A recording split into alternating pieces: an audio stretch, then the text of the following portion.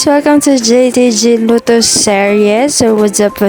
Masyado tayong natagalan bago nakapag-upload ng video. Sobrang busy ni ate girl nyo dahil may mga pa-sideline na si ate girl.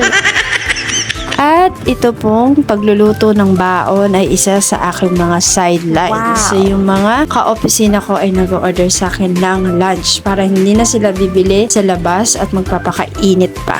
So, isa nga po ito sa mga menu na naluto ko at napa-order sa aming opisina. Ito po ay fried lumpiang Shanghai with mixed veggies and rice. Isa po ito sa mga menu na mabilis lang lutuin at madali lang. So, syempre alam niyo naman po yung pagluto ng Shanghai. So, medyo hinaan niyo lang po yung apoy para hindi masunog yung wrapper kasi medyo manipis yung wrapper niya kaya mabilis siyang masunog. Pero yung loob medyo frozen pa yan kaya dapat talaga mahinang apoy para siguradong luto yung loob. Tapos, sa mixed veggie naman, madali lang siya kasi isusote lang natin siya sa margarine or butter. So, ako, ginagamit ko margarine tas yung medyo may sweet para may dagdag lasa at tamis dun sa gulay. Tapos, pwede rin namang butter pero since ako wala akong ref sa apartment, mabilis matutunaw. So, ang naisip ko gamitin ay margarine. So, pwede naman anything dun sa dalawa kung anong prefer nyo. Tapos, lalagyan nyo lang siya ng paminta, tapos halo-halo lang. Pwede ka rin magdagdag ng